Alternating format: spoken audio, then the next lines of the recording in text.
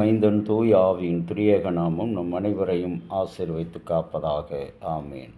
கிறிஸ்து இயேசுவுக்குள் பிரியமான அன்பு இறை மக்களே, இந்த புதிய நாளின் காலை நேரத்திலே உங்கள் அனைவரையும் இறைமகன் இயேசு நாமத்தினாலே வாழ்த்தி வரவேற்கிறேன்.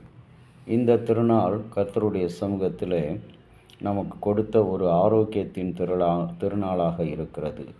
காரணம், உபாகமம் 9ஆம் அதிகாரம் கடைசி திருமொழிகளில் பார்க்கும்போது அங்கே ஆண்டவராகிய கடவுளுக்கு விரோதமாக மக்கள் கலகம் செய்கிறதையும் முறுமுறுப்பதையும் அவரை கோபப்படுத்துவதையும் பார்க்கிறோம்.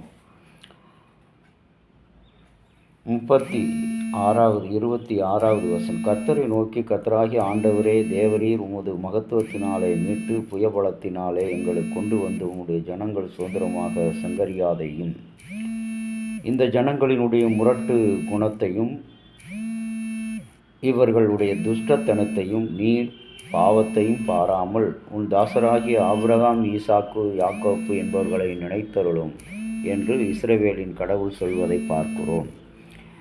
தேவனுக்குள் பிரியமான அன்பு இறை மக்களே, உலக உணவு நாள் என்று இந்த மே 6ஆம் தேதி கொண்டாடப்படுகிறது. இந்நாள் 1992ஆம் ஆண்டு மேரி எவன்ஸ் யங் அவர்களால் உருவாக்கப்பட்டது. அவர்கள் பிறந்த நாளை மே 6ஆம் தேதி கடைபிடிக்கப்பட்டது. டயட் பிரேக்கர்ஸ் என்ற பிரிட்டிஷ் குழுவின் இயக்குநராக மேரி எவன்ஸ் என்ற பெண் இந்நாள் வரை தொடங்கினார். மிதமிஞ்சிய உணவால் ஏற்பட்ட கசப்பான அனுபவத்தினால் நொந்து போன நிலையில் விழிப்புணர்வு ஏற்படுத்தவே இந்நாளை உலக உணவு நாள் என்று சொல்லி நீல நிற ரிப்பன் நோ டயட் நாளின் அடையாள சின்னமாக கொண்டாடப்படுகிறது. சிறு வயதில் உடல் பருமனாக இருந்த தனக்கு நேர்ந்த அனுபவத்தை அடிப்படையாக கொண்டு இந்நாள்களை உருவாக்கினார். நொறுங்க தின்றால் 100 நாள் என்பது போன்ற பழமொழிகளை கடந்து அந்த தலைமுறைக்கு டயட் நோ டயட் என்ற புதிய பள்ளி குழந்தைகளுக்கு டயட்டில் இருக்கிறேன் என்று சொல்வதெல்லாம் காலத்தின் கொடுமை. சரிவிகித உணவு முறையினால் டயட் என்பது மாறி உணவை குறைப்பது, சாப்பிடாமல் இருப்பது தான் டயட் என்று மாறிவிட்ட இந்த நாட்களிலே மனிதனுடைய ஒழுங்குமுறைகள், அன்றாட வாழ்க்கை முறைகள் எல்லாமே தலைகளாக மாறிப்போகிறது. காரணம் என்னவென்று சொன்னால் நாகரிகம் என்ற நிலை. இந்த நாகரிகத்தின் நிலையில்தான் ஆண்டவராகிய கடவுள் இஸ்ரவேல் மக்களை கானான் தேசத்துக்கு அழைத்து கொண்டு வருவேன் என்று சொன்ன அந்த நாளிலே அவர்கள் நம்பாமலும் செவி கொடுக்காமலும் இருந்தார்கள் என்று சொல்லி 24வது வசனத்தில் பார்க்கிறோம்.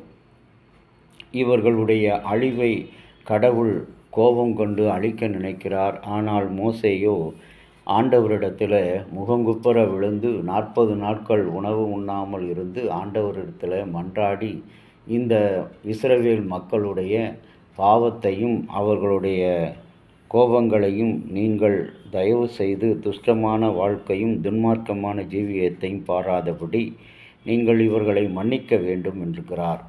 கடவுளுடைய சமூகத்திலே நமக்காக ஒருவர் பரிந்து பேசுகிறார் என்று சொன்னால் எவ்வளவு ஆசீர்வாதமான காரியம்.